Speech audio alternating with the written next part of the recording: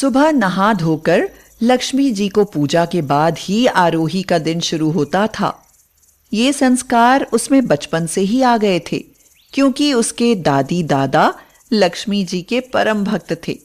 मगर आरोही के माता पिता के पास इतना समय ही नहीं था कि वो पूजा में अपना समय बर्बाद करें।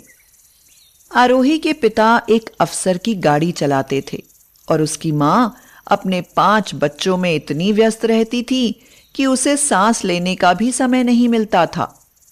और फिर अचानक से एक दिन उन पर दुखों का पहाड़ टूट पड़ा। अंधेरे में गाड़ी चलाते समय खाई में गिर गई, जिससे उस अफसर और आरोही के पिता दोनों की मौत हो गई।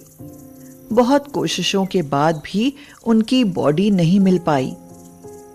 आरोही अपनी माँ से बोली, माँ होश में आओ, पिताजी अब नहीं रहे। तो आरोही की माँ बीना बोली, नहीं आरोही, ऐसा कैसे हो सकता है? तेरे पिताजी को कुछ नहीं हो सकता। आरोही बोली, माँ पिताजी हमेशा के लिए हमें अकेला छोड़ गए, अब वो कभी नहीं आएंगे। तो बीना गुस्से में बोली, नहीं, तू तो लक्ष्मी माँ की पूजा करती थी ना, उनसे कह कि तेरे पिताजी को वापस भेज दे, नहीं तो मैं इस घर में कभी उनकी पूजा नहीं होने दूंगी।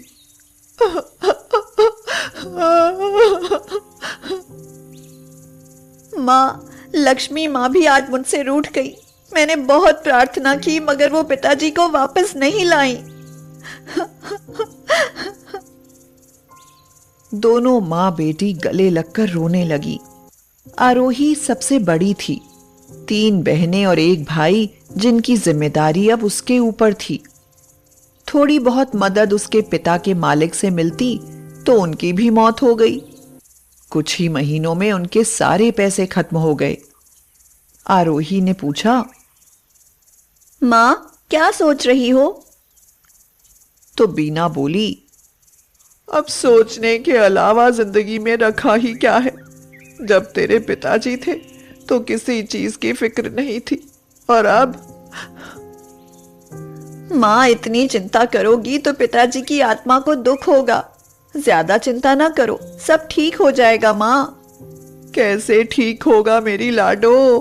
घर में 1 पैसा नहीं है, कोई जमा पूंजी भी नहीं है, कैसे परवरिश करूंगी तुम्हारी? तेरा भाई अगर बड़ा होता तो घर की जिम्मेदारी संभाल लेता, मगर वो तो अभी छोटा है। माँ मैं हूं ना कोई हल जरूर निकालूंगी। शायद अब कुछ काम करना पड़े, फिर सब सही हो जाएगा। बेटी, काम करने के लिए पैसे भी तो चाहिए। माँ हमारी जो वो खाली जमीन है उसे बेच देते हैं, उसके बाद उन पैसों से कुछ काम कर लेंगे। आरोही का छोटा भाई दीप बोला, माँ भूख लगी है, आज आलू का पराठा बना दो ना। माँ अब बैठो, मैं बनाती हूँ। आरोही पराठे बनाती रही और वो सब खाते रहे और आखिर में सब सामान खत्म हो गया। आरोही के लिए कुछ नहीं बचा। आरोही की बहन गुनगुन बोली, दीदी 1 पराठा और दो ना। तो आरोही ने कहा, अब तो आलू खत्म हो गए। वैसे ना तुम लोग पराठों पर तो एकदम से टूट पड़ते हो। मैंने कितने सारे पराठे बनाए थे, लेकिन तुम्हारे लिए वो भी कम पड़ गए। तू पराठे बनाती ही इतने स्वादिष्ट है कि पेट भर जाए, मगर नीयत नहीं भरती। तुम्हारे लिए तो लगता है कि एक ढाबा खोलना पड़ेगा। Great idea.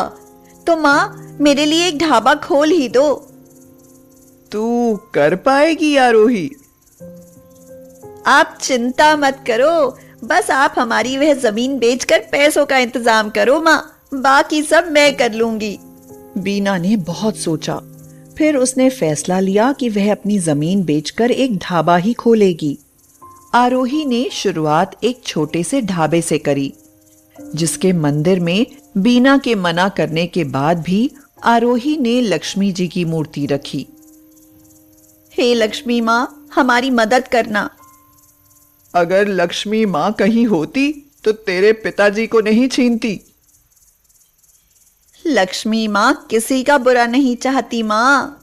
हे प्रिय, आरोही तुम्हारी इतनी भक्ति करती है, फिर तुमने उसके पिताजी को उससे क्यों छीना? हे नाथ, ये उसके पिता के कुछ कर्म थे जिनकी वजह से अपने परिवार से दूर हो गए, लेकिन मैं अपनी इस परम भक्त को कभी निराश नहीं होने दूंगी। तुम्हारी लीला तुम ही जानो, मगर उसकी माँ तो तुमसे नाराज है। हे नाथ, एक दिन वह भी मान जाएगी। आरोही रोज सुबह लक्ष्मी जी की आरती के बाद ही ढाबे में काम शुरू करती। प्रतिदिन रोज नए ग्राहक बढ़ते गए। उसके पराठे इतने स्वादिष्ट होते थे कि सब उसकी तारीफ करते थे। आरोही ने पराठों के साथ और खाना भी बनाना शुरू कर दिया। एक दिन आरोही ढाबे पर जा रही थी, तभी एक गरीब बूढ़ी विधवा स्त्री सड़क पार करती हुई गिर पड़ी। आरोही ने उसे उठाया और ढाबे पर ले आई। आरोही ने कहा, अम्मा, आप इतनी बुजुर्ग हो, फिर सड़क पर अकेले क्यों चल रही थी? आपके पैर में तो ये इतना बड़ा घाव है, खून भी बह रहा है। घर में कोई है नहीं क्या? कोई बात नहीं बेटी, अकेली हूँ, घर ही नहीं है, फुटपाथ पर रहती हूँ। भूख लगी थी इसलिए खाने की तलाश में जा रही हूँ।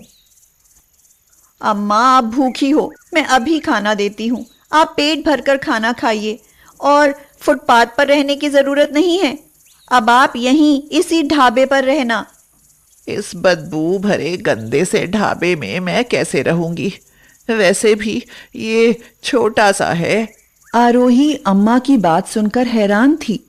फुटपाथ पर लेटने वाली अम्मा को ये ढाबा इतना छोटा और गंदा लग रहा था। आरोही ने कहा, बाहर जो तख्त पड़े हैं ना, मैं आपके लिए उन पर बिस्तर लगा दूंगी, फिर आप आराम से वहां सो जाना। अम्मा को वहां रहते हुए 1 महीना हो गया। आरोही उनके पैर की मरहम पट्टी करती, उन्हें खाना देती और रोज उनका बिस्तर लगाती। बीना ने उससे कहा, आरोही, तूने उन अम्मा को और यहाँ रख लिया। यहाँ तक उनका घाव भी खुद ही साफ करके पट्टी करती है। ये ढाबा है, कोई वृद्धाश्रम नहीं है। तो आरोही बोली, माँ, जिस दिन से अम्मा हमारे ढाबे पर आई है ना, उस दिन से ढाबे की आमदनी दुगनी हो गई है। पूरे दिन ग्राहक आते ही रहते हैं, जबकि पहले केवल 2-4 ग्राहक ही आते थे। हो सकता है ये लक्ष्मी माँ का रूप हो। तुझे तो सब में लक्ष्मी माँ दिखाई देती हैं। काश वो तेरे पिताजी को भी बचा पाती। तभी उनकी बातें सुनती हुई अम्मा वहां आ गई। वो बोली, आरोही, लगता है किसी बात से दुखी हो। तो आरोही ने कहा, कुछ नहीं अम्मा, माँ पिताजी को याद करती रहती हैं। अम्मा बोली, बेटा, हरिद्वार जा रही थी, सोचा जाने से पहले तुझे आशीर्वाद दे जाऊं। बच्ची, तूने मेरी बहुत सेवा की है। कुछ मांगना है तो मांग, तेरी इच्छा जरूर पूरी होगी। अम्मा, मेरा परिवार हमेशा खुश रहे, हमारा ढाबा एक दिन बहुत बड़ा ढाबा बने। इच्छा तो ये भी होती है कि पिताजी कहीं से जिंदा लौट कर आ जाएं, मगर सारी इच्छाएं कहाँ पूरी होती हैं अम्मा। तेरी सारी इच्छा पूरी होंगी बेटी। मैं बहुत खुशी से तुझे आशीर्वाद देकर जा रही हूँ। तू राज करेगी। आरोही के लाख रोकते हुए भी अम्मा वहां से चली गई। अगले दिन जब आरोही ढाबे पर गई तो देखा कि उसका छोटा सा ढाबा बहुत आलीशान ढाबा बन गया है। उसमें पूरा गोदाम और रसोई सामान से भरे पड़े हैं। थोड़ी देर में उसे उसके पिताजी आते दिखाई पड़े। आरोही और बीना एक दूसरे को देखते हुई हैरानी से बोली, ये सब क्या है? कहीं हम सपना तो नहीं देख रहे? पिताजी, आप जिंदा हो? तो पिताजी ने कहा, हाँ बेटी, गाड़ी खाई में गिरी जरूर थी, लेकिन मैं गाड़ी से निकलकर दूर कहीं झरने के बहते हुए पानी में जा गिरा था, जो मुझे बहाकर बहुत दूर ले गया। कुछ लोगों ने मुझे निकाल लिया, मैं बच गया। तभी तो तुम्हारे पास वापस आ गया हूं। गुनगुन और दीप ने बताया कि तुम दोनों ने ढाबा खोल लिया है। आरोही खुशी से रोती हुई बोली, देखो माँ, मैं कहती थी ना कि लक्ष्मी माँ हमारे साथ जरूर अच्छा करेंगी। बीना को फिर अम्मा की बातें याद आईं। वह बोली, आरोही, वो अम्मा जो आशीर्वाद देकर गई थी वो सब सच हो गए। शायद वही तेरी लक्ष्मी माँ थी। आरोही हाथ जोड़ते हुए बोली, लक्ष्मी माँ, जब मेरे लिए इतना किया तो मुझे दर्शन भी दे जाओ। मैं आ गई आरोही। मैं वही अम्मा थी जिसकी तुमने सेवा की। मैं तुमसे बहुत प्रसन्न हूं। देखो माँ, मेरी लक्ष्मी माँ। माँ, हम पर और हमारे ढाबे पर हमेशा अपनी कृपा बनाए रखना। तथास्तु पुत्री। और ये कहकर मां अंतर्ध्यान हो गईं और आरोही का जीवन खुशियों से भर गया।